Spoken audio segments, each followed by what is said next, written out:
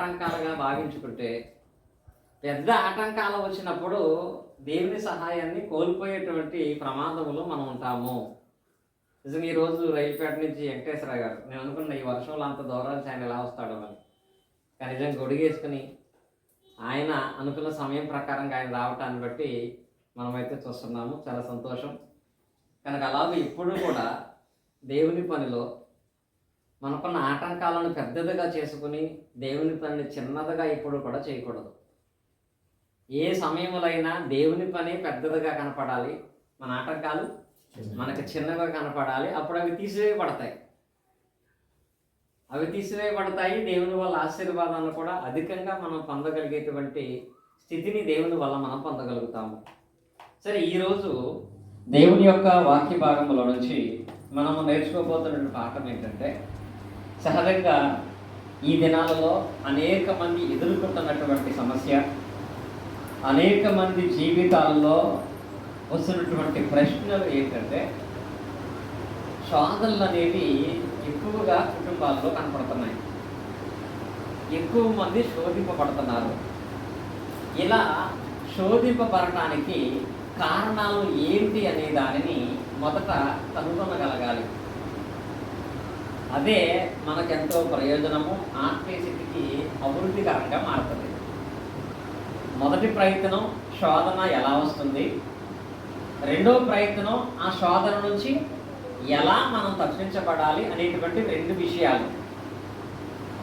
ఈ రెండిట్లో మొదటి దాన్ని తెలుసుకోకుండా రెండవ దాని కొరకు ప్రయత్నం చేస్తూ ఉంటే జీవితాంతం ఆ వ్యక్తి కానీ ఆ కుటుంబం కానీ ఏమనుభవిస్తూ ఉంటాడంటే శోధనలు అనుభవిస్తూనే ఉంటాడు. ఇప్పుడు ఉదాహరణకి మనం పడవలో ప్రయాణం చేస్తున్నాం. పడవలో ప్రయాణం చేస్తున్నప్పుడు పడవలోకి నీళ్ళు వస్తున్నాయి. పడవలోకి నీళ్ళు వస్తున్నప్పుడు పడవ మునిగిపోకుండా ఉండాలి అంటే ఎప్పటికప్పుడు ఆ నీళ్ళు ఏం చేయాలి? బయటికి తోడేస్తూ ఉండాలి. కానీ నీళ్లు బయటికి తోడటానికి ప్రయత్నం చేసేవారు ముందు చేయవలసిన పని ఏంటి?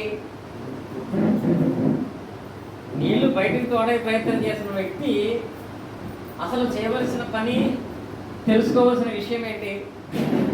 అసలు ఆ పడవలోకి నీళ్లు ఎలా వస్తున్నాయి, నీళ్ళు ఎలా వస్తున్నాయో తెలుసుకుని వచ్చే ప్రాంతంలో అతను ఆపగలిగితే తర్వాత నీళ్లు తోడుకుంటాడు. ఇంక ఎప్పటికీ నీళ్లు రావు.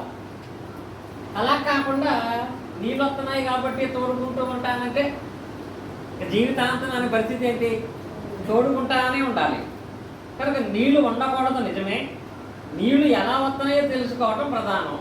అలాగే దేవుని వాక్య భాగంలో కూడా శోధనల నుంచి బయటకు రావాలనుకోవటం మంచిదే, కానీ అసలు శోధనలకు కారణాలు ఏంటో తెలుసుకోవటం మరీ ప్రాముఖ్యమైంది.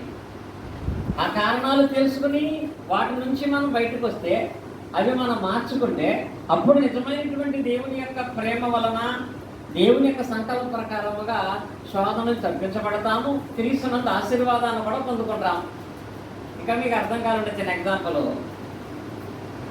మా అబ్బాయి రాత్రి నైట్ అంతా జీవించేవాడు 8 నుంచి 9 గంటల వరకు వామిటింగ్ చేసుకుంటానే ఉన్నాడు. వామిటింగ్ చేసుకుంటే నేనేమో రకరకాల కారణాలు, టిఫిన్ తిన్నాడు, మళ్ళీ భోజనం చేశాడు, వెంట తింటాను బట్టి వచ్చిందా ఏంటని, ఎందుకు ఈ సమస్య అని అడుగుతూ దానికి మీ మెడిసిన్ వేద్దాం ఆ మెడిసిన్ వేద్దాం అన్నట్టు మా జోలు తిరుగుతూ ఉంది.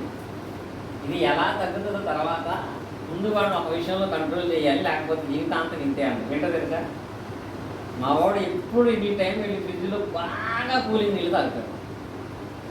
అంటే ఇప్పుడు ఎందుకు అలాంటి పరిస్థితి? కూలింగ్ నీళ్ళు తాగడాన్ని బట్టి. ఇప్పుడు అది తగ్గాలంటే, పూర్తిగా నయం అవ్వాలంటే ఏం చేయాలి? మెడిసిన్ వేసినా దాన్ని మాన్పించాలి. అలాగే మన ఆత్మీయ స్థితిలో కూడా శోధనలు తొలగిపోవాలంటే శోధనలు రావటానికి గల కారణాలు ఏంటనే వాటిని మొదట మనము కనుగొనాలి. అది మనకి ఎక్కడ అర్థమవుతుందంటే బైబిల్ గ్రంథంలో మనకు అర్థమవుతుంది. శోధనలు రాగానే దేవుని యందు విశ్వాసం ఉంచినటువంటి వాళ్ళకి మొట్టమొదట జ్ఞాపకం వచ్చేటువంటి వ్యక్తి, మొదట నింద వేసేది ఎవరి మీద అంటే ఫస్ట్ ఎవరిని నమ్ముతున్నారో ఆయన మీద వేస్తారు. దేవుని నమ్ముకున్నాము, ప్రార్థన చేసుకుంటున్నాము, విశ్వాసంగా నడుచుకుంటున్నాము, అయినా ఎందుకు శోధన వస్తుంది? ఈ శోధన రావడం గల కారణాలు ఏంటి అనేటువంటి వాటిని ఆలోచించినప్పుడు దేవుని వలనే నిజంగా దేవుడు కూడా నా మీద ప్రేమ లేదు, సరే నా కుటుంబస్తులు ప్రేమించట్లేదు, ఊళ్ళో వాళ్ళు ప్రేమించట్లేదు, అందరూ నన్ను ఏ సహాయం చేయట్లేదు, చివరికి దేవుడు కూడా నాకు అన్యాయం చేశాడని పదం వాడతారు. కానీ దేవుడు అయితే సోదరులు రాజారాం గారు వాక్యపట్నంగా చదివారు. ఏ వచనాన్ని? యాకోబు రాసిన పత్రికలో 1వ అధ్యాయము 13వ వచనంలో స్వయముగా దేవుడే చెప్పిన మాట ఏంటి? దేవుడు కీడు విషయమై శోధింప నేరడు, ఆయన ఎవరిని శోధింపడు గనుక ఎవడైనను శోధింపబడుతున్నప్పుడు దేవుడు నన్ను శోధించున్నాడని అనకూడదు. పర్టికులర్గా దేవుడు చెప్పాడు. అసలు ఆయన విశ్వాసులను కాదు, అవిశ్వాసులను కాదు, అసలు ఆయన ఎవరిని కూడా శోధించడు. ఆయన ఎవరిని శోధించడు కనుక ఎవరికైనా శోధన వచ్చినప్పుడు వాడు ఏమనకూడదంట?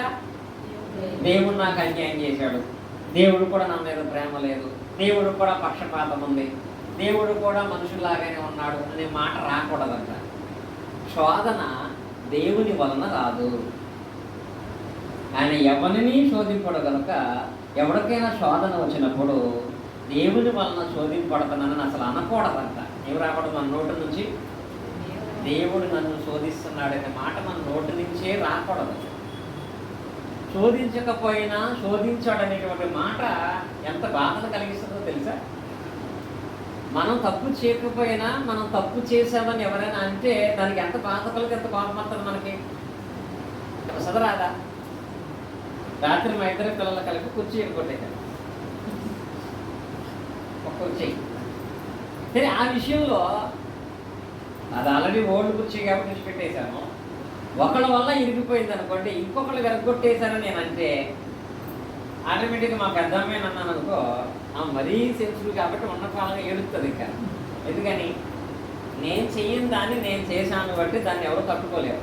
పెద్దవాళ్ళు అయితే దెబ్బలాటకి వెళ్ళిపోతారు. మరి దేవుని విషయంలో ఏ పరిస్థితుల్లో కూడా నీ నోటి నుంచి నేను ఎలా అయిపోతున్నానంటే, నా కుటుంబం ఎలా అయిపోతుందంటే కారణం దేవుడే అనే మాట ఎప్పుడు రాకూడదు. ఎందుకంటే శోధన తప్పించేవాడు దేవుడు తప్ప శోధన కలగచేసేవాడు దేవుడు కాదు.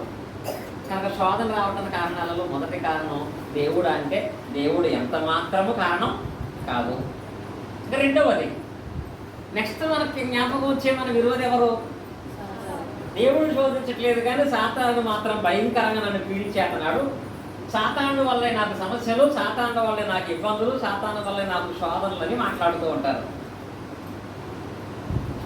ఒక ఊరిలో వాకింగ్ చెబుతుంటే ఒక ఆమెకి ఇలాగే పాపం వచ్చిందట. ఒక పాస్టర్ గారిని అడిగిందట, సాతానుడు సాతానుడు సాతానుడు అంటారు, అర్థమానం సాతాను అన్నిటికీ ఆడే తేరగా దొరికాడా అంటారు. ఎవరు? సాతాను అంటే అన్నిటికీ వాడేనా? చేసేది మనం, జరిగించే విషయాలు మనం, కానీ ప్రతిదానికి సాతానుడే కారణం అంటే. ఇప్పుడు ఈరోజు వర్షం వచ్చింది, నువ్వు ప్రార్థనకి ఎందుకు రాలేదమ్మా అంటే సాతానుడు వర్షం రప్పించాడు కాబట్టి. ఎందుకు రప్పించాడంట? సాతానుడు వర్షం రప్పించాడు కాబట్టి. రాత్రి ఒక ఆయన ఫోన్ చేసి, ఎక్కడ కంచిచర్ల నుంచి ఫోన్ చేసి, సార్ కొంచెం ప్రార్థన చేయండి, ఆల్రెడీ జూన్ నెల అయిపోతుంది కానీ వర్షాలు అయితే లేవు, వ్యవసాయం చేసే విషయంలో సరైనటువంటి విధానం లేదు కనుక వర్షాలు కురిచినట్లుగా పంటలు పడినట్లుగా ప్రార్థన చేయమని. సరే రాత్రి వర్షం పడాలని ప్రార్థన చేసాం, ప్రొద్దున వర్షం పడిందని ప్రార్థన మానేసాం. వర్షం ఎందుకు పడింది? ఇప్పుడు సాతానుడు వల్ల. కనుక సాతానుడు వల్ల నేను ప్రార్థనకు రాలేకపోతున్నాను అనేది, సాతాను నిందించడం అనేది అది నిజంగా భావ్యమా, న్యాయమా? ఇది మాత్రమే కాదు, ఎవరి జీవితంలో అయినా సరే శోధనలు వస్తున్నాయంటే దానికి కారణం సాతానుడు కూడా కాదు. ఎందుకనగా మనం దేవుని పిల్లలమై ఉన్నాం. యోబు గ్రంథంలో మనం చూసినట్లయితే యోబు గ్రంథము 1వ అధ్యాయంలో ఇక్కడ అపవాది అయినటువంటి సాతానుడు యోబును శోధించడానికి సిద్ధపడినప్పుడు దేవుడు యోబు వారిద్దరి మధ్య జరిగిన సంభాషణలో యోబు డైరెక్ట్గా, అనగా సాతాను డైరెక్ట్గా యోబును శోధించాడా? దేవుడు పర్మిషన్ ఇస్తే శోధించాడా? ఇక్కడ వెళ్ళి యోబు కొరకు స్పెషల్గా నేను యోబును శోధిస్తాను. ఎందుకనగా దేవుడు యోబు గురించి గొప్ప సాక్ష్యం ఇచ్చాడు. యోబు అంటే సామాన్యమైన వ్యక్తి కాదు. నీకులాగా వర్షం వస్తే మానేసేవాడు కాదు, పెళ్ళుంటే మానేసేవాడు కాదు, చిన్న సమస్య ఉంటే మానేసేవాడు కాదు. యథార్థవంతుడు, నీతివంతుడు, న్యాయవంతుడు, ప్రతి దినము కూడా దేవుని చిత్తాన్ని జరిగించేటువంటి వాడు. అసలు యోబు లాంటి వాడు భూమి మీద ఎవ్వడు లేడు అని సాక్ష్యం దేవుడిస్తే, అప్పుడు యోబు అన్నాడు, మీరిచ్చిన సాక్ష్యానికి నేను పరీక్ష చేద్దాం అనుకుంటున్నాను. యోబును శోధించడానికి నాకు పర్మిషన్ ఇవ్వమని సాతానుడు అడిగాడు. అప్పుడు దేవుడు పర్మిషన్ ఇచ్చిన తర్వాత శోధించాడు సాతానుడు. అంటే ఇప్పుడు సాతానుడు కూడా తనకు తానుగా మానవుని శోధించే అధికారం వాడికి లేదు. కానీ దేవుడు శోధించడు. సాతాను వలన మాత్రమే శోధనలు అనేవి రావు. ఇక మూడవ క్యాండిడేట్ ఎవరప్పుడు దేవుని వల్ల శోధనలు రావు. ఆయన అన్నాడు, అతను నన్ను శోధిస్తానని అనొద్దన్నాడు. సాతానుడికి శోధించే అధికారం డైరెక్ట్గా లేదు. మరి మనుషులు శోధనలో పడుతుందంటే దానికి కారణం ఏంటి చెప్పారు సార్ రజలు? అదే యాకోబు పత్రిక 2వ అధ్యాయం 13 చదువుకున్నాం. 1వ అధ్యాయం యాకోబు రాసిన పత్రికలో 1వ అధ్యాయం 13లో శోధన దేవుడు ఇవ్వడానికి చెప్పుకున్నాం. ఇప్పుడు యాకోబు రాసిన పత్రిక 1వ అధ్యాయం 14 వచ్చి ఏముంది? ప్రతి వాడును సజీవమైన దురాశల చేత ఏడబడిన వాడై మరుగు కప్పబడిన వాడై శోధింపబడుతున్నాడు. అనగా ప్రతి ఒక్కడు కూడా తనకు కలిగినటువంటి దురాశల వలన శోధింపబడుతున్నాడు. అంటే వాళ్ళు చేసినటువంటి అతిక్రమములను బట్టే వాళ్ళకు శోధనలు వస్తున్నాయి తప్ప, అనగా వాళ్ళకు ఉన్నటువంటి పాపములను బట్టే వాళ్ళకు శోధనలు వస్తున్నాయి తప్ప, దేవుడే మనుషులందరినీ శోధించే పని పెట్టుకోలేదు. సాతానుడికి శోధించే అధికారం లేదు. మరి శోధనలు ఎలాగ వస్తాయంటే, ప్రతివాడు తన స్వకీయమైన దురాశ చేత ఏడబడిన వాడే మన్ను కలపబడిన వాడే శోధింపబడుతున్నాడు అని చెప్పి, ఈ శోధన వలన పతనము రావడం గల కారణం నెక్స్ట్ ఏమంటది? దురాశ గర్భమును ధరించి పాపమును కనగా పాపము పరిపక్వమై మరణమును కను అనే మాట రాయబడుతుంది. అంటే శోధింపబడటానికి గల కారణాలలో దేవుడు కాదు, సాతానుడు కాదు, మానవుడే తాను కలిగి ఉన్నటువంటి పాపాన్ని బట్టి పతనాన్ని, మరణాన్ని చూస్తున్నాడు అని ఈ వాక్య భాగంలో మనం చూస్తున్నాం. ఈ పాపమే అన్నిటికీ మూలమైపోయింది. అన్నిటికీ అంటే మేలులకు కాదు, సమస్తమైన కీడులకు మూలం ఈ పాపం. ఈ పాపం సమస్తమైన కీడులకు మూలంగా ఎందుకు చేయబడుతుందంటే, ఈ పాపము మనిషిని దేవునికి దూరం చేస్తుంది. దేవుడు అసలు ఎంత ప్రాధేయపడుతూ, ఎంత ప్రేమతో పదే పదే మనుషుల్ని అర్థిస్తూ మాట్లాడతాడంటే, యెషయా గ్రంథము 59వ అధ్యాయము 1-2 వచనాలు మనం చూసినట్లయితే, రక్షింపనేరకయున్నట్లు యెహోవా హస్తము పరచకాలేదు, విననేరకయున్నట్లు ఆయన చెవులు మందము కాలేదు. మనకు చాలా సందర్భాలలో శ్రమలలో, శోధనలో ఉన్నప్పుడు గడిచిన సందర్భాలలో జరిగిన సంఘటనలు జ్ఞాపకం చేసి విశ్వాసం కలుగుతుంది. అది జరగకపోతే బాధ కూడా కలుగుతుంది. ఇప్పుడు ఉదాహరణకి అత్యంత భయంకరమైన ప్రమాదంలో సముద్ర భూగర్భంలో చేప కడుపులో పడిపోయాడు యోనా. అప్పుడు యోనా ప్రార్థన చేస్తే చేప గర్భము నుంచి కాదు, సముద్రపు దిగంతముల నుంచి యోనాను దేవుడు కాపాడినట్లుగా లేఖన భాగాల్లో మనం చూస్తాము. దానియేలుని సింహభూమి నుంచి కాపాడినట్లుగా మనం చూస్తాము. హిజ్కియాను మరణకరమైన రోగం నుంచి కాపాడినట్లుగా మనం చూస్తాము. హన్నాను గొడ్రాలోని అవమానం నుంచి కాపాడినట్లుగా మనం చూస్తాము. ఇలాగూ హన్నాను, హిజ్కియాను, దానియేలును, యోబును, ఇంకా అనేకమైనటువంటి యోనాను, వీళ్ళందరినీ దేవా నీవు కాపాడావు కదా. ఎంతమందిని కాపాడిన నీవు ఈరోజు నేను శోధనలో ఉన్నప్పుడు నన్ను ఎందుకు కాపాడలేకపోతున్నావు? నేను శోధనలో ఉండి బాధలు పడుతుంటే ఎందుకు తప్పించలేకపోతున్నావు అనే ప్రశ్న దేవుణ్ణి వేసే పరిస్థితుల్లో ఉంటాం మనం. దేవుడు ఏమంటున్నాడు? యోనాను కాపాడనంటే అది సుమారుగా 3000 సంవత్సరాల క్రితం దానియేలుని కాపాడానంటే అది సుమారుగా 2000 సంవత్సరాల క్రితం. యోబుని కాపాడానంటే అది సుమారు 4000 సంవత్సరాల క్రితం. కానీ ఇప్పుడు నాకు అంత వయసు లేదు, అంత సామర్థ్యం లేదు, అంత శక్తి లేదు అని దేవుడు అంటున్నాడా? దేవుని శక్తికి మితి లేదు, దేవుని కాలానికి అంతం లేదు, దేవుని ప్రేమకు ముగింపు లేదు. కానీ దేవుడు ఆ రోజు వాళ్ళని తప్పించిన దేవుడు ఈ రోజు నిన్ను నీ కుటుంబాన్ని ఎందుకు తప్పించలేకపోతున్నాడు ఆయనే చెప్తున్నాడు. ఎందుకు తెలుసా? నేను రక్షించలేకపోవటానికి నా చెయ్యేమి ఇప్పుడు కొరత అయిపోలేదు, వినకపోవటానికి నాకేమి వయసు అయిపోయి చెవుడు రాలేదు, కానీ ఎందుకు రక్షించలేకపోతాననగా అక్కడ చెప్తాడు, నీ పాపములు నీకును నీ దేవునికి మధ్య అడ్డముగా వచ్చినాయి అంటాడు. అక్కడ దేవుని యొక్క సంపూర్ణమైనటువంటి కార్యాలు చూడకపోవడం గల కారణం ఏంటంటే ఇప్పుడు ఇక్కడ మెయిన్ పాపాలు దేవునికి మనకి మధ్య అడ్డంగా వచ్చినాయి. ఇప్పుడు పాపాలు ఎలా పోవాలో ముందు చూసుకోవాలా, పాపాలు ఎలా వస్తున్నాయో ముందు తెలుసుకోవాలా? చెప్పారు కదా, ఏది ఫస్ట్? పాపాలు ఎలా పోతాయో ఫస్టా, పాపాలు ఎలా వస్తున్నాయో ఫస్టా? చెప్పేదా, పడవలోకి నీళ్ళు వస్తున్నప్పుడు పడవలో నీళ్ళు ఎలా తోడాలో తర్వాత, అసలు ముందు పడవలోకి నీళ్ళు ఎలా వస్తున్నాయో చూసుకుని దాన్ని ఆపాలి. అలాగే ఇప్పుడు పాపాలు ఎలా పోతాయి అనే దానికంటే పాపములు అనేవి ఎలా వస్తాయి అనేది మనం కనుగొనగలగాలి. అలాంటి ప్రశ్న మనకు వచ్చినప్పుడు బైబిల్లో ఒక సమాధానం ఉంటే లోకములో అనేక రకాల సమాధానాలు ఉన్నాయి. దేని విషయమై? పాపం విషయమై. మానవుడు పాపి ఎప్పుడు అవుతాడో అనేటువంటి ప్రశ్నకు బైబిల్ చెప్పే సమాధానంకు మనం వెళ్ళకముందు లోకములో ఉన్నటువంటి వాళ్ళు చెప్పేటువంటి సమాధానం ఏంటో తెలుసా? మనిషికి పాపం అనేది జన్మతః వస్తుంది అనేది మనుషులు చెబుతున్న మాట.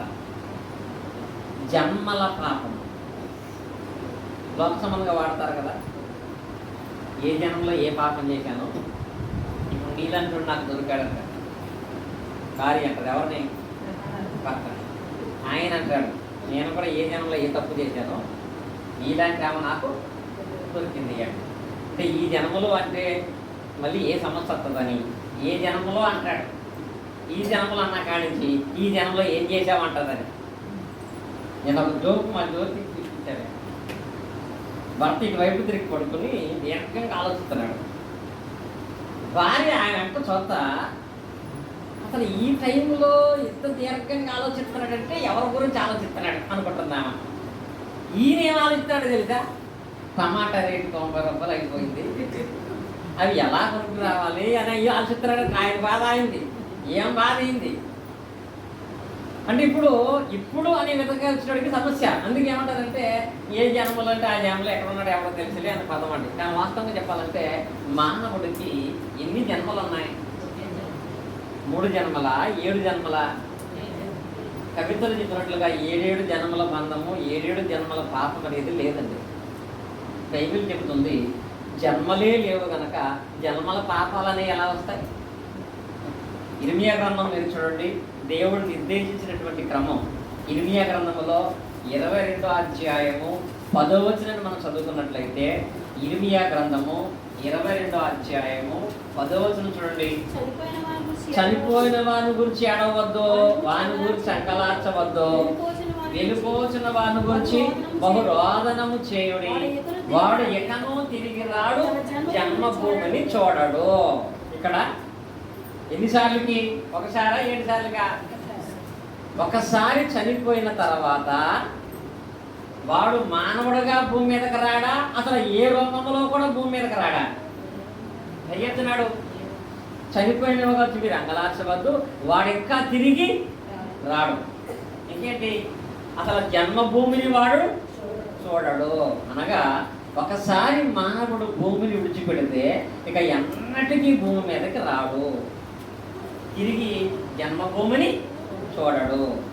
అది ఏ రూపములైనా ఏ ఆకారములైనా ఏ జన్మలో అయినా మానవుడికి భౌతికంగా ఒకటే జన్మ, ఒకటే మరణం. మరొక జన్మ మరొక జన్మ మరొక జన్మ లేదు.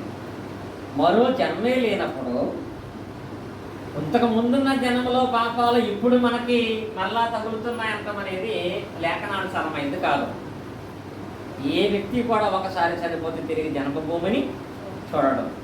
అపోసినటువంటి ప్రత్యేకమైనటువంటి క్రీస్తును వెంబడించినటువంటి వాళ్ళు సైతం మాత్రమే కాకుండా యేసుక్రీస్తు బాధలో ఉన్నటువంటి దానిని బట్టి హెబ్రీయులకు రాసిన పత్రికలో కూడా మరొక పదాన్ని మనం చూస్తాము. కొత్త నిబంధన భాగంలో ఈ విషయమై చెప్తున్నటువంటి రిఫరెన్స్ హెబ్రీయులకు రాసిన పత్రిక 9వ అధ్యాయము 27వ వచనం చూడండి. మనుషులు ఒక్కసారి మృతి పొందవలని నియమించబడెను, ఆ తర్వాత తీర్పు జరుగును. ఇక్కడ కొత్త నిబంధనలో కూడా ఏముంది? ఇక్కడ మనుషులు 7 సార్లు చావాలి, ఆ తర్వాత తీర్పు అన్నాడా? 7 సార్లు చావటం అంటే 7 జన్మలు. బైబిల్ ఏముంది? ఇక్కడ మనుషులందరూ కూడా ఒక్కసారే మృతి పొందుతారు, ఒక్కసారి మరణం వాడికి. ఆ తర్వాత నెక్స్ట్ ఏంటి? తీర్పు తప్ప మళ్ళీ ఇంకొక జన్మలో ఇంకొక అవతారం ఎత్తి ఇంకొక జీవితాన్ని ఇంకొక కాలాన్ని గడిపే అవకాశం లేదు. పాంతకంలో చెప్పాడు, చనిపోయిన వాడు ఎవడో కూడా తిరిగి భూమి మీదకి ఎప్పుడు 10 సంవత్సరాలు కాదు, 100 సంవత్సరాలు కాదు, 2000 సంవత్సరాలు కాదు, వాడు తిరిగి రాడు. రెండవది, వాడు మృతి పొందిన తర్వాత నెక్స్ట్ స్టెప్ ఏంటంటే తీర్పులోకి వెళ్ళిపోవటమే. కనుక ఈ లేఖనాలను బట్టి మానవుడు మరలా జన్మించే అవకాశం ఉందా?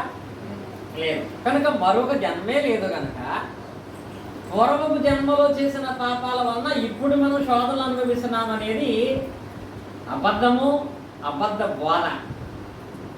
ఇప్పుడు రెండవది, మరి మానవుడు పాపి ఎందుకు అవుతున్నాడు అంటే కొంతమంది అంటారు అసలు మానవుడు పుట్టుక విధానమే పాపం.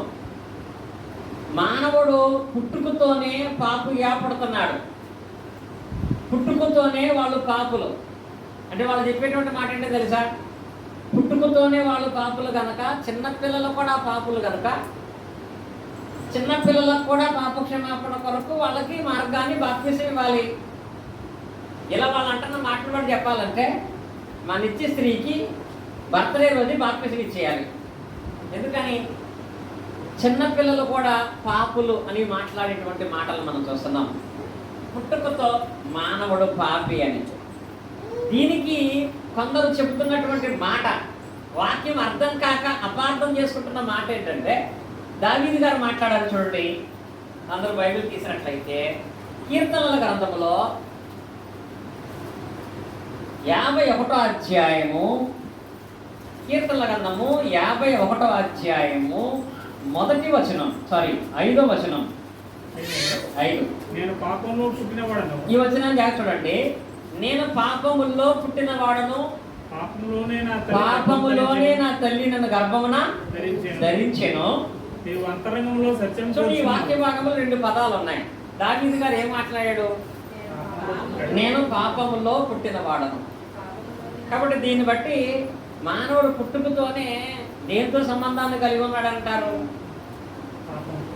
అంటే ఇప్పుడు నేను పాపములో పుట్టాను, పాపములోనే నా తల్లి గర్భము నన్ను ధరించింది అని అంటారు కదా. దీన్ని బట్టి చేసేటువంటి పాపం ఏంటంటే తల్లిదండ్రులు పాపం చేయటాన్ని బట్టి పిల్లలు పుడుతున్నారు కాబట్టి పిల్లలు కూడా పుట్టుకతోనే పాపులు అని అంటారు. దేవుడు భార్యాభర్తల సంబంధాన్ని ఎలా ఇచ్చాడు? వివాహం అన్ని పాపాల కంటే ఘోరమైన పాపం అన్నాడా? వివాహము అన్ని విషయాల్లో ఘనమైంది, పాపం నిష్కళంకమైంది, భార్యాభర్తల సంబంధం పవిత్రమైంది. కనుక భార్యాభర్తలు పాపము చేయటాన్ని బట్టి పిల్లలు పుడుతున్నారు కాబట్టి పుట్టుకతో పిల్లలు పాపులు కాదు అనేది వాస్తవం. ఇక రెండో విషయం ఏంటంటే దావీదు గారు చెప్పాడు, నేను పాపముల్లో పుట్టానన్నాడు. ఈ వచనాన్ని జాగ్రత్తగా వినండి. మిమ్మల్ని ఎవరైనా ప్రశ్నించినప్పుడు దానికి సమాధానం చెప్పగలిగేవారై ఉండాలి. ఏంటది? పాపముల్లో పుట్టాను అని. పాపముల్లో అంటే ఏంటి? 2 అక్షరాలు ఉంటాయి. పాపముతో పుట్టాను అనేది. లోకి తోకి తేడా ఏంటి? పాపములో పుట్టాను, పాపముతో పుట్టాను, రెండుకి తేడా ఏంటి?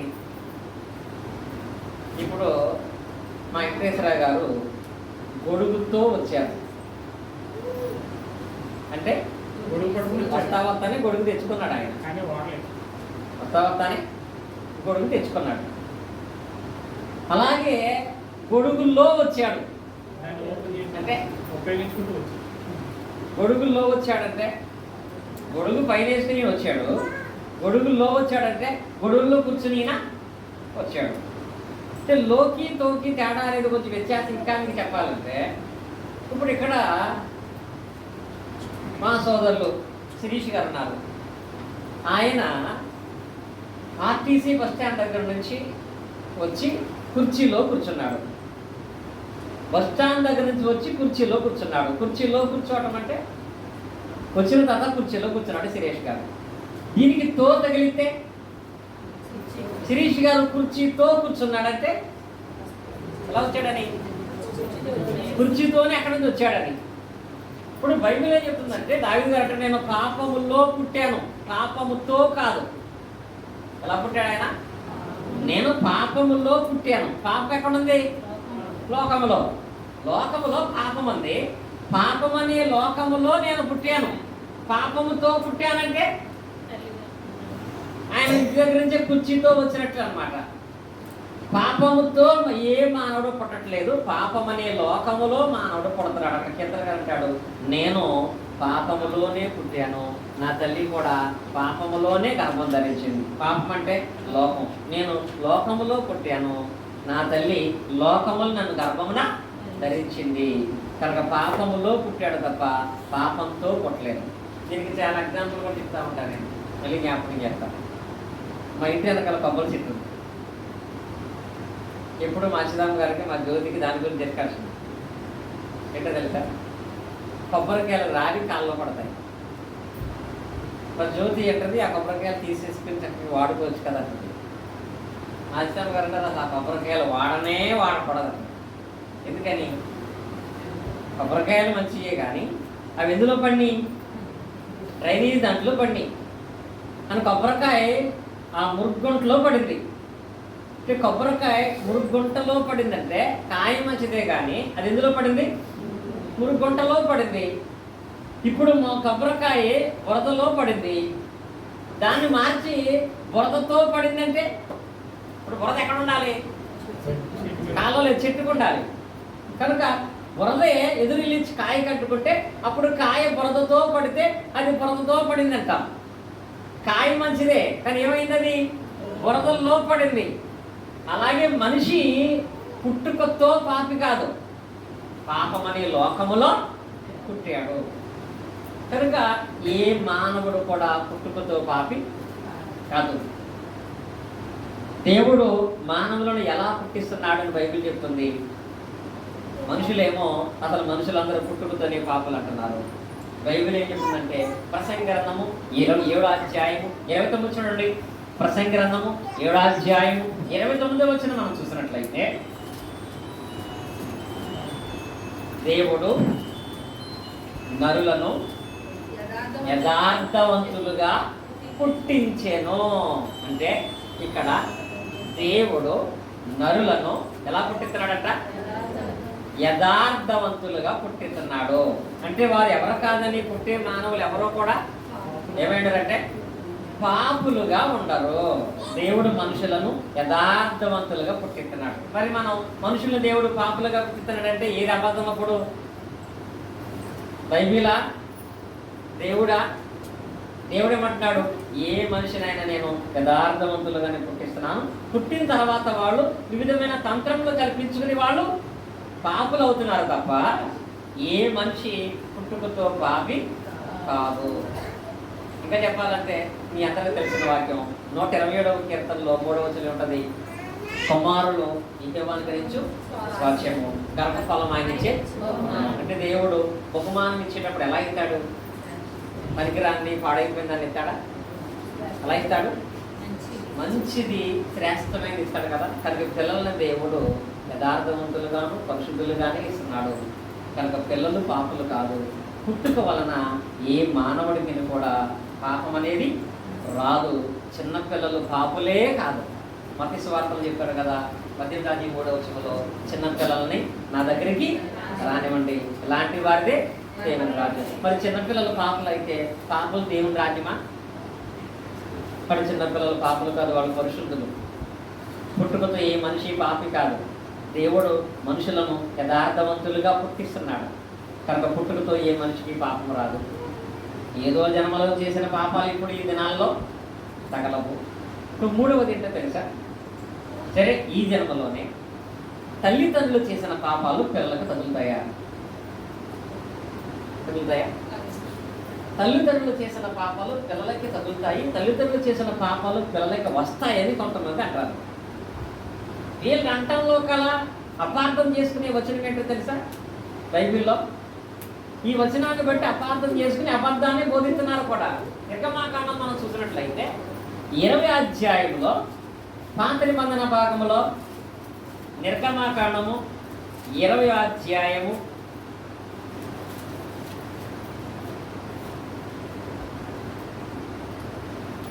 5వ వచనం, ఏలయనగా నీ దేవుడైన యెహోవాను నేను రోషము గల దేవుడను, నన్ను ద్వేషించు వారి విషయంలో 3-4 తరముల వరకు తండ్రుల దోషము కుమారుల మీదకి రప్పించచ్చు అనే పదం ఉంది. అంటే ఇక్కడ తండ్రుల దోషం పిల్లల మీదకి పిల్లల మీదకి వస్తుందంట. ఎన్ని తరాలు? 3-4 తరాలంటే తరం అంటే ఏంటి? మా మాధవి గారు ఒక తరం, మా శిరీష్ గారు 2వ తరం, మా నిత్యశ్రీ 3వ తరం. ఇప్పుడు ఇక్కడ మాధవి గారు ఏదైనా పొరపాటు చేస్తే 3-4 తరాలంటే శిరీష్ గారి మీదకి, ఆ తర్వాత నిత్యశ్రీ మీదకి, ఆ తర్వాత వాళ్ళ పిల్లల మీదకి, 3-4 తరాల మీదకి తండ్రుల దోషము పిల్లల మీదకి 3-4 తరాలు వస్తుందని దేవుడు చెప్పాడు. కాబట్టి ఈ రోజుల్లో మనుషులకు శోధనలు, పాపములు వస్తున్నాయి. ఆ పాపాలు తల్లిదండ్రులు చేసిన పాపాలను బట్టి తల్లిదండ్రులు చేసిన పాపాలు పిల్లలకు తగులుతున్నాయి అంటారు. కారణం ఈ వచనం అర్థం కాక. ఇక్కడ పాపములు అన్నాడా, దోషములు అన్నాడా? పాపానికి దోషానికి తేడా తెలియక పాపమే దోషమని, దోషమే పాపమని భావించి తల్లిదండ్రులు పాపాలు చేస్తే పిల్లలు పక్కనే అంటున్నారు. దోషం అంటే ఏంటో తెలుసా? దోషానికి పాపానికి మధ్య తేడా ఏంటంటే, నరహత్య చేయటం పాపమా దోషమా? నరహత్య అనేది పాపం. ఈ పాపం వల్ల వచ్చే దోషం అనేది ఎలా ఉంటుందంటే, ఉదాహరణకి నాకు 1 పిల్లలు దేవుని సేవ చేస్తూ, ఉద్యోగం చేస్తూ, కుటుంబాన్ని పోషిస్తూ వాళ్ళు చూసుకోవాల్సిన బాధ్యత నాకు ఉంది. కానీ కోపంలో నేను ఎవరో ఒక వ్యక్తిని హత్య చేశాను. నేనేం చేశాను? హత్య అంటే పాపం చేశాను. నేను హత్య చేశాను కాబట్టి నా ఫ్యామిలీ మొత్తాన్ని తీసుకెళ్ళి జైల్లో పెడతారా? ఎవరు పెడతారు? నన్ను తీసుకెళ్ళి నన్ను శిక్షిస్తారు. నేను పాపం చేశాను కాబట్టి శిక్ష నాకే. మరి నా కుటుంబం దాని దోషం అనుభవిస్తుంది. దోషం అంటే ఏంటి? దోషం పాపం ద్వారా వచ్చే దోషం అంటే ఏంటంటే, పాపం వల్ల వచ్చే శిక్ష నేను భరిస్తున్నాను. దాని దోషం వీళ్ళు అనుభవించడం అంటే, ఒక తండ్రిగా నేను పాపం చేసి జైల్లో ఉంటాను బట్టి వీళ్ళకి తండ్రి లేడు కాబట్టి సరైన సమయానికి తిండి వీళ్ళకు ఉండదు, వస్త్రాలు ఉండవు, చదువు విషయంలో అన్నీ సమకూర్చబడవు. అంటే వీళ్ళ మీదకి ఆ పాపం రాలేదు. కానీ నేను చేసిన పాపాన్ని బట్టి నేను ఇవ్వాల్సినటువంటి ఆప్యాయతలు, నేను ఇవ్వాల్సినటువంటి ఆర్థిక సహాయం వాళ్ళకు ఉండట్లేదు కాబట్టి కొన్ని ఇబ్బందులు పడుతుంది. ఇది దోషం. ఇంకా మీకు అర్థం అవ్వాలంటే, మా నాగేశ్వర గారికి 10 ఎకరాల పొలం ఉంది లేదా ఇప్పుడు. ఆయన 10 ఎకరాల పొలం అంటే దాన్ని అలాగే వచ్చితే ఈరోజు వాళ్ళ పిల్లలు ఏం చేయగలరు? మా ఎఫ్ఐఎం అంటున్నాడు, ఇప్పుడు ఒక కారు కొనుక్కోవాలనుకుంటున్నాను అన్నయ్య. వద్దు అంటాడు, ఇప్పుడు ఓన్ బిజినెస్ పెట్టుకుందాం అనుకుంటున్నాను వాళ్ళు. ఇప్పుడు ఆ 10 ఎకరాలు ఉంటే సొంతంగా వాళ్ళే ఒక చెరువు చేసుకుని సొంతంగా బతకగలరు. ఆ 10 ఎకరాలు ఈయనకు ఉన్నాయి. ఆ 10 ఎకరాలతో ఈయన సంవత్సరంలో బాగా తాగి అన్ని రకాలుగా తిరిగి 10 ఎకరాలు పాడు చేసేసాడు. ఈయన చేసినటువంటి ఆ వ్యసనాలను బట్టి, ఈయన చేసిన ఆ పాపాన్ని బట్టి తీర్పు ఎవరు తీరుస్తాడు? దేవుడు. ఆయనకి తీర్పు కదా. కానీ ఈయన 10 ఎకరాలు పోగొట్టాన్ని బట్టి పనికి ఇవ్వాల్సి వస్తుంది ఇప్పుడు. అంటే ఇప్పుడు దోషం పిల్లలకి, పాపం ఆయనకి. కనుక తల్లిదండ్రులు చేసిన పాపాలు పిల్లలకు రావు, కానీ తల్లిదండ్రులు కలిగి ఉన్నటువంటి అవిశ్వాస స్థితిని బట్టి పిల్లలు దేవునికి దూరంగా ఆర్థికంగా కొన్ని ఇబ్బందులు పడతారేమో, కానీ తల్లిదండ్రులు చేసిన పాపాలు పిల్లలకి రావు. ఇది ఈ వచనాన్ని ఒకటే చెప్పి మీకు వివరించట్లేదు. యెహెజ్కేలు గ్రంథం చూడండి, ఖచ్చితంగా తెలియపరిచాడు అక్కడ. యెహెజ్కేలు గ్రంథంలో, యెహెజ్కేలు గ్రంథము 18వ అధ్యాయము 20వ వచనం. పాపము చేయువాడే మరణమునందును, తండ్రి యొక్క దోషశిక్షను కుమారుడు మోయటలేదు, కుమారుడు దోషశిక్షను తండ్రి మోయట్లేదు. ఇది మీకు అర్థమైందా ఈ వచనాన్ని? మళ్ళీ చదువుతున్నాను. పాపము చేయువాడే మరణమునందును, తండ్రి దోషశిక్ష కుమారుడికి రాదు, కుమారుడు దోషశిక్ష తండ్రికి. బైబిల్ ఏం చెప్తుంది ఇక్కడ? ఎవడు పాపం చేస్తే వాడే శిక్ష అనుభవిస్తాడు తప్ప, తండ్రి పాపం చేస్తే ఆ పాపం పిల్లల మీదకి రాదు, పిల్లలు పాపం చేస్తే ఆ పాపం తల్లిదండ్రులకి మీద రాదు. ఎవడు పాపం చేస్తే వాడే శిక్ష అనుభవిస్తాడు అని బైబిల్ చెప్తుంది. మనుషులైతే నువ్వు ఇలా అయిపోయావంటే నీ అమ్మ నాన్న ఏ పాపం చేశారు, వాళ్ళు ఎలాంటి పాపాలు చేశారు, ఇలా అయిపోయారు. కొంతమంది పిల్లలు కూడా తల్లిదండ్రులు తిడతా ఉంటారు, నీవేమి దుర్మార్గంలో పని చేసి నువ్వు మా బతికేలా అయిపోయిందంటారు. తండ్రి చేసిన పాపాలను బట్టి పిల్లల జీవితాలు శపించబడవు. ఎవడు పాపం చేస్తే వాడికే శిక్ష. కనుక శోధింపబడటానికి గల కారణం పాపం. కానీ ఆ పాపం ఒకటి పోయిన జన్మలో చేసిన పాపాలను బట్టి ఇప్పుడు మనకు రాలేదు. రెండవది పుట్టుకతోనే ఏ మనిషి కూడా పాపిగా పుట్టట్లేదు. మూడవది తల్లిదండ్రులు చేసిన పాపాలు పిల్లలకు తగిలి వాళ్ళు శాపగ్రస్తులుగా, వాళ్ళు పాపం చేసినటువంటి వాళ్ళుగా చేయబడేటువంటి అవకాశం అనేది లేదు. మరి మనుషులు పాపులు ఎలా అవుతున్నారు? ఈ మూడింటి వల్ల కాదు అని మనం చూడవచ్చు. ఈ మూడింటి వల్ల మనిషికి రాదు. మరి మానవుడు పాపి ఎలా అవుతున్నాడు అంటే, రోమిలకు రాసిన పత్రిక చూడండి. రోమిలకు రాసిన పత్రిక 3వ అధ్యాయం 23వ వచనం. రోమపత్రిక 3:23. ఏ భేదమును లేదు. ఈ ఒక్క వచనాన్ని జాగ్రత్తగా బైబిల్ మీరు చూసి చూడండి. ఇది ఎలా మార్చబడుతుందో తెలుసా? ఏ భేదము లేదు, అందరికీ పాపం వచ్చి దేవుడి నుంచి మహిమను పొందలేకపోతున్నారు. అవునా? అందరికీ పాపం వచ్చా, పాపం చేశా. అంటే ఒక మనిషి పాపి ఎప్పుడు అవుతున్నాడు? పాపం చేసినప్పుడు. నేను పాపం చేసినప్పుడు నేను పాపిని అవుతాను తప్ప, పోయిన జన్మలో ఎవడో పాపం చేసాడు కాబట్టి నేను పాపిని అవ్వట్లేదు. దేవుడు పుట్టుకతో మనిషిని పాపిగా పుట్టించట్లేదు. తల్లిదండ్రులు చేసిన పాపాలు పిల్లలకు వచ్చి మనుషులు పాపులు అవ్వట్లేదు. అందరూ పాపలు ఎలా అవుతున్నారంటే పాపము చేసినప్పుడు వాడి పాపి అవుతున్నాడు తప్ప, పాపము చేయక మనకు పిల్లలుగా ఉన్నప్పుడు అసలు వాళ్ళు పాపులే కాదు. అంటే ఇక్కడ అందరూ పాపము చేసి దేవుడు అనుగ్రహించు మహిమను పొందలేకపోతున్నారు. ఈ మాట అనగానే పాపం చేసినప్పుడు పాపి కదా, నాకు తెలిసి నేను ఏ పాపం చేయలేదు, నాకున్నటువంటి లిస్టు ప్రకారంగా పాపాలు అనగానే మనకు బాగా జ్ఞాపకం వచ్చేటువంటి పాపాలు ఏంటంటే, నాకు ఊహ తెలిసిన దగ్గర నుంచి నేను వ్యభిచారం అనేది చేయలేదు. నాకు ఊహ తెలిసిన దగ్గర నుంచి ఎవరిని నేను చంపలేదు. నాకు ఊహ తెలిసిన దగ్గర నుంచి ఎవడ వస్తువులు నేను దొంగతనం చేయలేదు.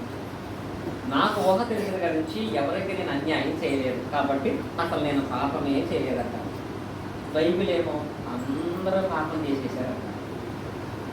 అందరూ పాపం చేశారని బైబిల్ అంటే, నా వరకు నాకు తెలిసి నేను ఏ పాపం చేయలేదని మనం అంటుంటే, అలా అంటంలో గల ఉద్దేశం ఏంటంటే, అసలు పాపం అంటే ఏంటో తెలియకపోవటాన్ని బట్టి నేను చేయలేదనుకుంటున్నాను. పాపం అంటే ఏంటో తెలియకపోవటాన్ని బట్టి నేను పాపం చేయలేదనుకుంటున్నారండి. పాపం అనగా నిర్వచనం ఏంటో తెలుసా?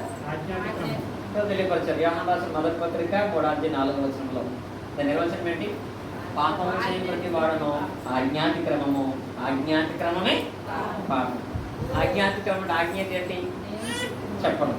దేవుడు చెప్పింది చేయకపోవడం పాపం. దేవుడు చెప్పని దానిని చేయటం పాపం.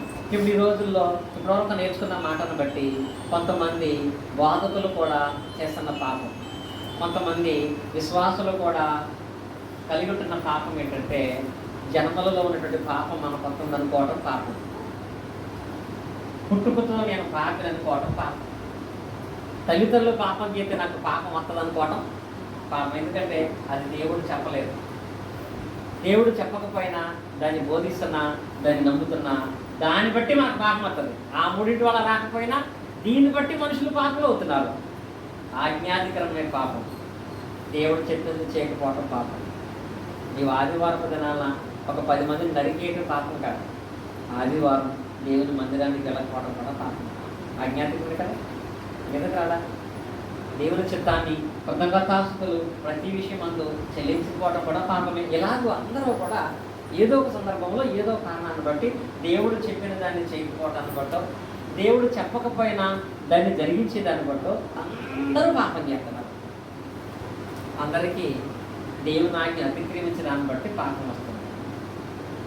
ఇది నేర్చుకున్నాం మనం. చెప్పాను కదా, పాపం ఎలా పోతుందో, తర్వాత పాపం ఎలా వస్తుందో మనకు తెలియాలంటే పాపం అనేది మనిషికి ఎలా వస్తుంది? ఎలా అవుతుంది? తాను పాపం చేసినప్పుడే పాపం వస్తుంది తప్ప ఎవరో చేసిన పాపాలు తనకి రావు. ఇప్పుడు తెలుసుకున్నాం కదా. ఇప్పుడు మనకు వచ్చిన ఈ పాపాలని ఎలా పోగొట్టుకోవాలి? మనకు వచ్చినటువంటి ఈ పాపాలను మనుషులు పోగొట్టుకోవాలంటే ఏం చేయాలి? దీనికి బైబిల్ ఒకే మార్గాన్ని చూపిస్తుంది. మనుషులు అనేకమైన మార్గాలు చెప్తున్నారు. లోక సంబంధంగా కూడా కొన్ని సామెతలు ఉంటాయి. అన్యులు అలా మాట్లాడుతున్నారంటే అది ఒక ఆశ్చర్యం కాదు. ఈ రోజుల్లో దేవుని వాక్యం ఎరిగినటువంటి వాళ్ళు కూడా అదే మాట్లాడుతున్నారు. అన్యులు మాట్లాడే మాట ఏంటో తెలుసా? సామెత కదా. చేసిన పాపాలంతా ఏది పల్ల చెప్పుకుంటే పోతాయట. నీ సామెత సత్యమా?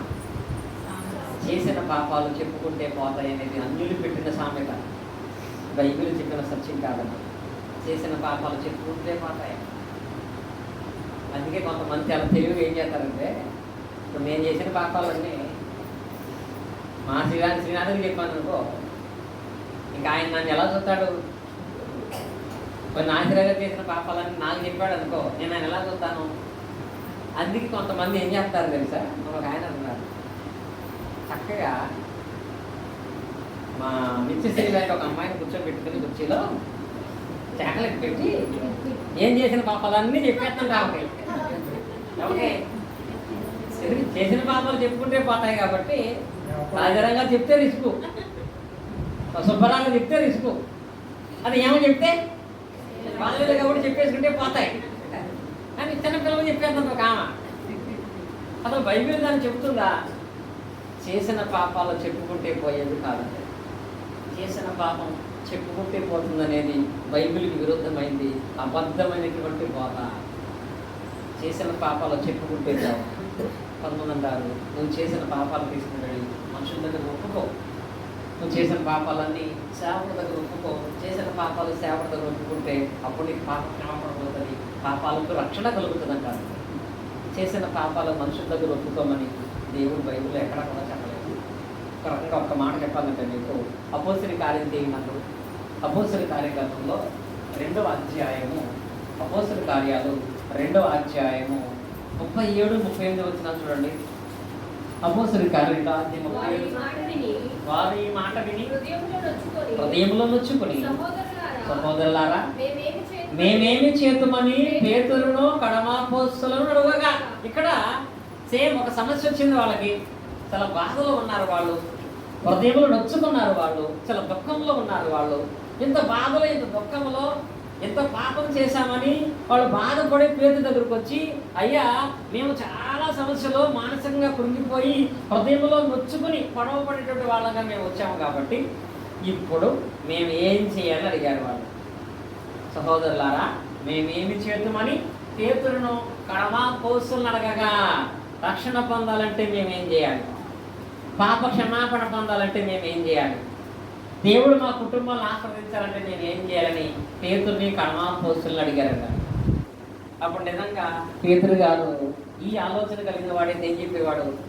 అమ్మ నాకు రూమ్లో కూర్చుంటాను, బస్సు పెట్టి అందరూ వచ్చి ఏం చేయండి, నీ పాపాలను నాకు చెప్పుకుంటా వచ్చేయండి అన్నారు. ఈ పాపాలు నాకు వరుస పెట్టి చెప్పేయండి, అప్పుడు మీ పాపాలు పోతాయని వాళ్ళు అడిగారు. మాకు రక్షణ పొందాలంటే ఏం చేయాలి, మా పాప క్షమాపణ పొందాలంటే ఏం చేయాలి, దేవుడు మమ్మల్ని ఆస్వాదించాలంటే ఏం చేయాలి, మేము నిజంగా తప్పు చేసి మాకు అర్థమైంది, పాపం చేసి మాకు తెలుసు, కానీ మేము చేసిన పాపాలు పోవాలంటే ఏం చేయాలని పేతురుని అడిగినప్పుడు పేతురు గారు చెప్పిన సమాధానం ఏంటి? అయితే పేతురు, మీరు మారు మనసు పొంది పాపములు ఒప్పుకొని యేసు ప్రతివాడు యేసు క్రీస్తు నామమున బాప్తిసం పొందమన్నాడా? ఎక్కడక్కడ ఇక్కడ పాపాలు ఒప్పుకునే పదం ఉందా?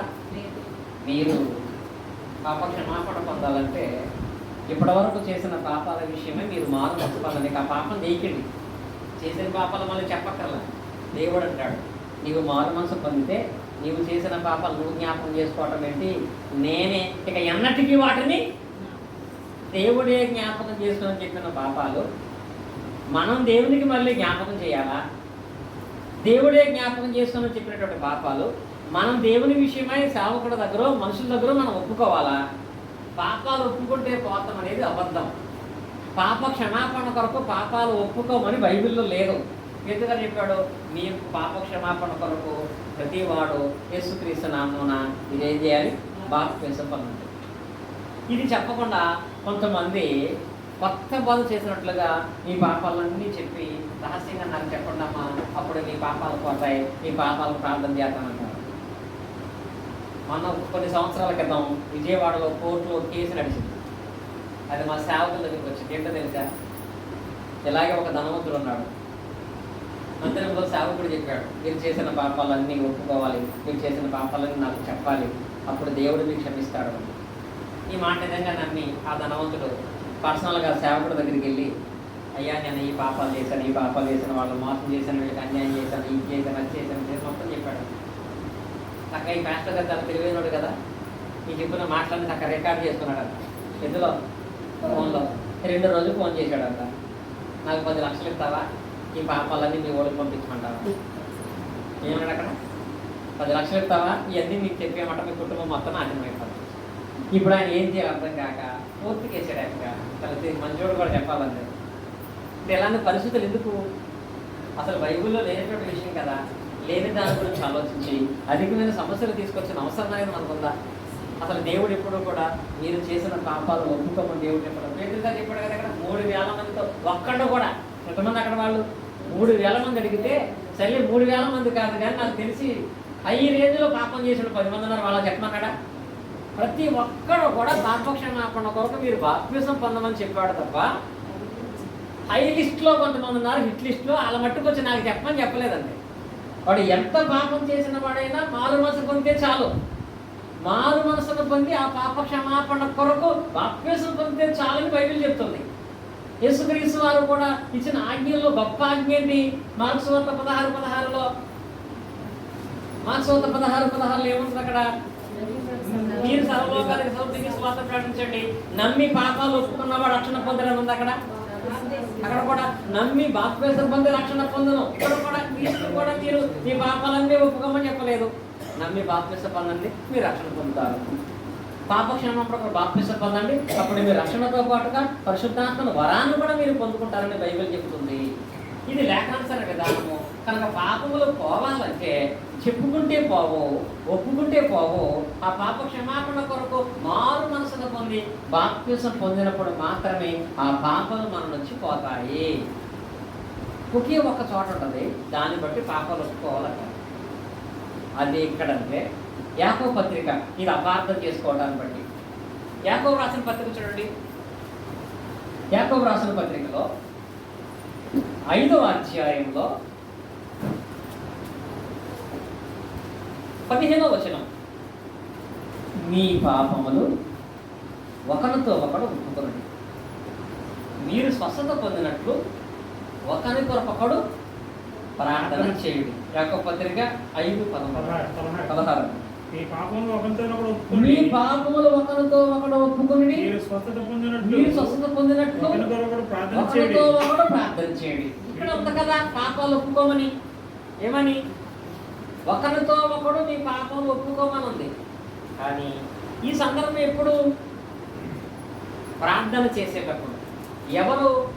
సంఘ సభ్యులు ఉన్నటువంటి వారు. ఎలా ఒప్పుకోవాలంటే ఒకరితో ఒకడు ఒప్పుకోవటం అంటే, ఇప్పుడు నాగేశ్వరరావు గారు నా కొరకు మనస్ఫూర్తిగా ప్రార్థన చేయాలి, నేను నాగేశ్వరరావు గారి కొరకు మనస్ఫూర్తిగా ప్రార్థన చేయాలంటే ఆయన విషయంలో ఏదైనా పొరపాటు చేస్తే ఇలా ఏం చేయాలి? ఆయన దగ్గర ఒకరు ఒప్పుకోవటం అంటే ఒకళ్ళ విషయంలో ఒకళ్ళు చేసినటువంటి పాపాలు ఒకళ్ళ విషయంలో, అంటే ఆయన విషయంలో చేసినవి మాత్రమే, నా జీవితంలో చేసినవి అన్నీ కాదు. ఆయన విషయంలో ఆయనకి నీకు విరోధం రాకున్నట్లుగా ఆ రోజు పొరపాటున కోపంలో నేను తిట్టాను, ఆ రోజు పొరపాటున కోపంలో ఇలా నేను నీకు నష్టాన్ని కలగజేశాను, నా వల్ల నీకు ఇబ్బంది కలిగింది, నా వల్ల నీకు నష్టం కలిగింది అని అతనితో సమాధాన పట్టడం కొరకు అతని విషయంలో చేసిన దాని గురించి అతని దగ్గరికి వెళ్ళి ఏం చేయాలంటే సమాధాన పడాలి. ఒకరితో ఒకడు ఒప్పుకోవటం అంటే జీవితంలో చేసిన పాపాలను ఒప్పుకోవటం కాదండి. ప్రార్థన చేయడంలో సమాధానంగా చేయాలి కాబట్టి ఒకరికొకడు ఒకరి విషయంలో ఒకరు చేసిన అపరాధాలు ఒప్పుకొని ఒకరికొకరు సమాధాన పడి ఇద్దరు కలిసి ప్రార్థన చేయండి. అప్పుడు ఎలా ఉంటుందంటే ఆ ప్రార్థన ఫలభరితంగాను, స్వస్థత పొందే విధంగాను, దేవుని కార్యాలు చూసే విధంగాను ఉంటుంది. ఆయన మీద దీనికి పీకదా కోపం ఉంది, ఈయన మీద దానికి పీకదా కోపం ఉంది, ఇద్దరు మాకని ప్రార్థన చేస్తున్నారు. నేనేమన్నాను? రాజారావు గారు లేపి నాగేశ్వరరావు గారు ఒక ప్రార్థన చేయమని చెప్పాను. ఇది కావాలి ఇక్కడ దాకా కోపం ఉంది, ఆయన చేస్తాడా? చేసిన దేవుడు వింటాడా? అప్పుడు ఏం చేయాలి? ఈయన ఆ కోపం పోయాలి. ఈయన ఆయన కోసం యథార్థంగా ప్రార్థన చేయాలంటే ఈయన విషయంలో ఏ బాధ కలిగిందో ఆయన వచ్చి ఈయనకి చెప్పి దాని గురించి ఒప్పుకోవాలి.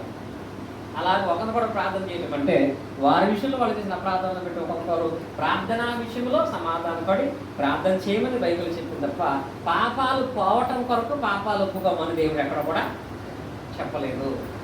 కానీ పాపాలు పోవాలంటే దానికున్న ఏకైక మార్గం ఏంటంటే ఏం చేయాలి? పాప క్షమాపణ కొరకు మీరు ఇప్పటి నుంచి మారు మనసు పొంది ఏం పొందాలి? బాప్తిస్మం మీరు పొందండి. అప్పుడు మీకు పాప క్షమాపణ కలుగుతుంది, రక్షణ కలుగుతుంది, పరిశుద్ధాత్మని వరం కూడా మీరు పొందుకుంటారు. ఈ పాపాలు ఒప్పుకోవాలని చెప్పుకుంటా అసలు ఏం ఒప్పుకోవాలో దాన్ని పక్కనెట్టేశారు.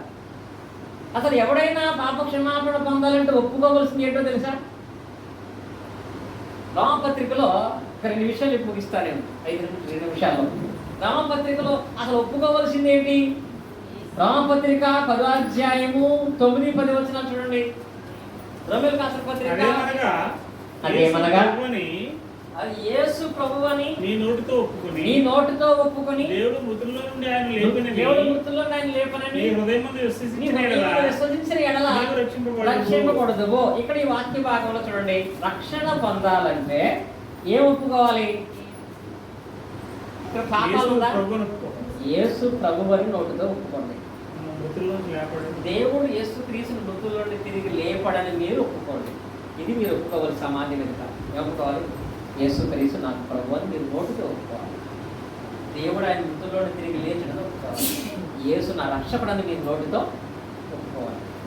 ఇది ఒప్పుకోమన్నాడు తప్ప పాపాలు ఒప్పుకోమని ఎక్కడ బైబిల్లో లేదు. క్రీస్తుని మీరు ఒప్పుకున్నారా? పరలోకములో క్రీస్తు మనల్ని ఒప్పుకుంటాడు. నిత్య జీవానికి మనం ప్రవేశించే అవకాశం అనేది మనకు ఉంటుంది. ఇది దేవుని యొక్క సంకల్పములో పాప క్షమాపణ కొరకు ఆయన ఏర్పాటు చేసిన ప్రధానమైన మార్గం అయ్యింది. ఇది ఆయన ఏర్పాటు చేసిన మార్గం మాత్రమే కాదు, మనుషులందరి విషయంలో ఆయన కోరిక కూడా ఇదే. ఏంటది? పాపము మానవుడు ఎలా చేస్తున్నాడో తనకు తెలుసుకోవాలి.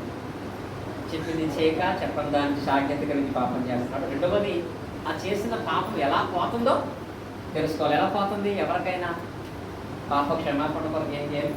మారు మనసు పొంది బాప్తిస్మం పొందాలి. అప్పుడు ఆ మనిషి పాపాలు తీసివేయబడతాయి. ఇది ఆయన సామాన్యంగా చెప్పిన మాట కాదు. చివరిగా చూడండి, తిమోతి రాసినటువంటి మొదటి పత్రికను మనం చూసినట్లయితే 2వ అధ్యాయం 4వ వచనంలో ఇక్కడ మనుషులందరి విషయంలో కూడా దేవుడు చెప్పినటువంటి మాట. తిమోతి రాసిన మొదటి పత్రిక 2వ అధ్యాయం 4వ వచనం. ఆయన మనుషులందరూ రక్షణ పొంది. ఆయన అంటే ఎవరు? ఇక్కడ దేవుడు. చూడండి, ఇక్కడ దేవుడు అంట. ఆయన మనుషులందరూ అంటే ఇక్కడ విశ్వాసులను, సేవకులను, సంఘ పెద్దలను, అన్యులను, ఆంధ్ర వాళ్ళను, తెలంగాణ వాళ్ళు లేదని మనుషులందరూ అంటే ఈ ప్రపంచంలో మనుషులందరూ కూడా 4 ఉన్నాయి. ఇక్కడ ఒకటేంటి? రక్షణ పొందాలి. 2 సత్యం తెలుసుకోవాలి. 3 అనుభవం కలిగి ఉండాలి. 4 జ్ఞానాన్ని కలిగి ఉండాలి. ఇది ఎవరి కోరిక? దేవుని కోరిక. దేవుని కోరిక అంటే తెలుసా? మీరు చేసిన పాపాలని ఒప్పుకోవటం అనేది దేవుని కోరిక కాదు. ఆయన కోరిక నీ పాపాల నుంచి రక్షణ పొందాలి. రక్షణ దేని వల్ల కలుగుతుంది? బాప్తిసం ద్వారా. అనగా మొదటి కోరిక రక్షణ పొందాలంటే నువ్వు బాప్తిసం పొందాలి. రెండవ కోరిక ఏంటంటే సత్యం అంటే ఏంటి? వాక్యం. సత్యం అంటే ఏంటి? వాక్యం. ఈ వాక్య విషయంలో మనకి ఏముండాలంట? ఇప్పుడు ఈరోజు ఎవరైనా మిమ్మల్ని పోయిన జన్మలో చేసిన పాపాలు ఈ జన్మలో తగులుతాయంటే మీరు దాన్ని నమ్ముతారా? ఖండించగలిగే వాక్యం మీ దగ్గర ఉన్నది లేదు. ప్రతి మనిషి పుట్టుకతోనే పాపంలో పుడుతున్నాడని దాన్ని నమ్ముతామా? బైబిల్ని బట్టి ఆ జ్ఞానం అనుకుంటే ఆ అబద్ధాన్ని మనం నమ్మి పాపం చేయం. మూడవది, తల్లిదండ్రులు చేసిన పాపాలు పిల్లలకు తగులుతాయా? ఇది తగదు. కనుక మనిషి పాపం ఎప్పుడవుతున్నాడంటే తాను పాపం చేసినప్పుడు తప్ప తల్లిదండ్రులు చేసిన పాపాలను బట్టు జన్మతాహాను పాపం రాదు. ఇంకోటంటే తెలుసా? అనుభవం ఉండాలి వాక్య విషయంలో. రెండు, జ్ఞానం ఏంటి? పాపాలు ఎలా పోతాయని బైబిల్ చెప్తుంది. పాప క్షమాపణ కొరకు బాప్తిసం ద్వారా పాపాలు పోతాయి. పాపాలు ఒప్పుకోవటం వల్ల పాపాలు పోవటం అనేది అబద్ధం. దేవుడు అంటున్నాడు, ఈ 4 మీకు ఉండాలి. ఏంటి?